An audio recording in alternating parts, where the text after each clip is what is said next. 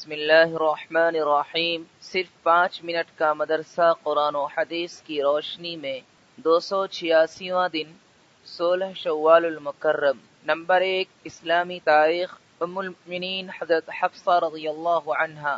حضرت حفصہ رضی اللہ عنہا حضرت عمر رضی اللہ عنہ کی صاحبزادی اور حضرت عبداللہ بن عمر رضی اللہ عنہ کی حقیقی بہن ہے۔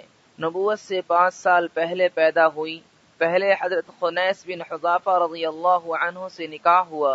وہ غزوہ بدر میں شدید زخمی ہو کر کچھ دنوں کے بعد شہید ہو گئے تو حضور صلی اللہ علیہ وسلم نے ان سے نکاح فرمایا۔ حضرت حفصہ رضی اللہ عنہ بڑی فضل و کمال کی مالک تھیں۔ ان کے بارے میں ابن سعد نے لکھا ہے کہ وہ دن میں روزہ رکھتی اور رات میں عبادت کرتی تھی، اور آخر تک ان کا روزہ رکھنے کا عمل جاری رہا۔ اختلاف سے بڑی نفرت کرتی تھی، دجال اور اس کے فتنے سے بہت ڈرتی تھی۔ انہیں علم حدیث و فقہ میں بھی مہارت حاصل تھی۔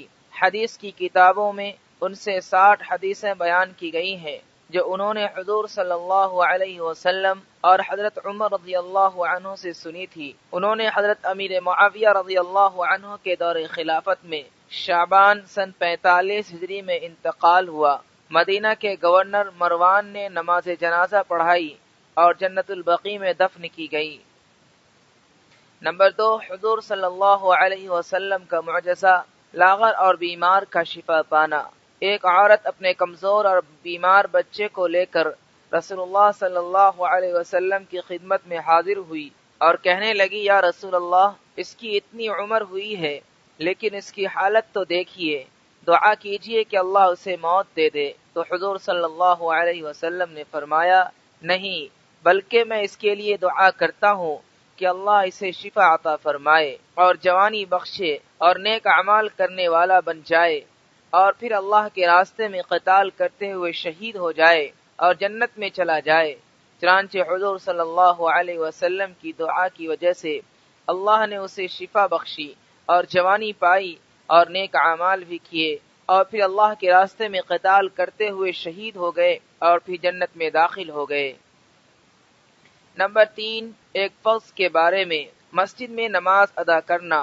رسول اللہ صلی اللہ علیہ وسلم نے فرمایا، جو مسلمان نماز اور اللہ تعالیٰ کے ذکر کے لیے مساجد کو اپنا ٹھکانہ بنا لیتا ہے تو اللہ تعالیٰ اس سے ایسے خوش ہوتے ہیں جیسے گھر کے لوگ اپنے کسی گھر والے کے واپس آنے پر خوش ہوتے ہیں۔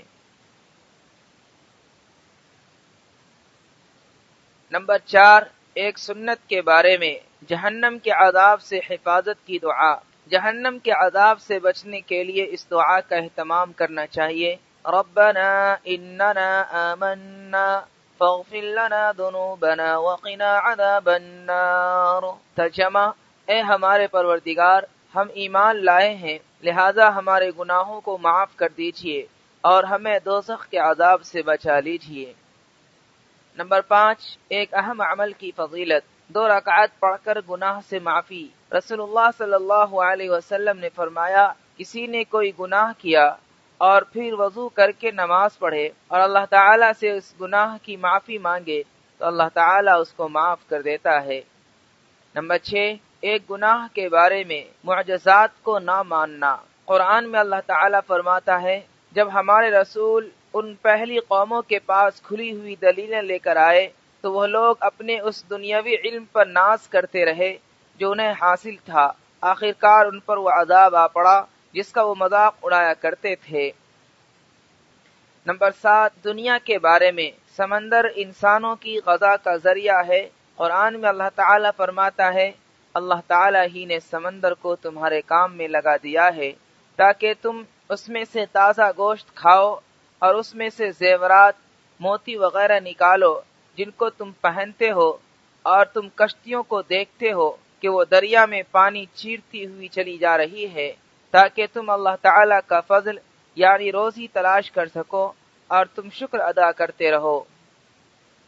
نمبر 8، آخرت کے بارے میں، قیامت سے ہر ایک ڈرتا ہے۔ رسول اللہ صلی اللہ علیہ وسلم نے فرمایا، کوئی مقرب فرشتہ، کوئی آسمان، کوئی زمین، کوئی ہوا، کوئی پہاڑ، کوئی سمندر ایسا نہیں جو جمعہ کے دن سے نہ ڈرتا ہو، اس لیے کہ جمعہ کے دن قیامت قائم ہوگی۔ نمبر 9، طب نبوی سے علاج، کلونجی سے علاج۔ رسول اللہ صلی اللہ علیہ وسلم نے فرمایا، بیماریوں میں موت کے سوا ایسی کوئی بیماری نہیں جس کے لیے کلونجی میں شفا نہ ہو۔ نمبر 10، نبی صلی اللہ علیہ وسلم کی نصیحت۔ رسول اللہ صلی اللہ علیہ وسلم نے فرمایا، قیدیوں کو چھڑاؤ، بھوکے کو کھانا کھلاؤ اور بیماروں کی عیادت کرو۔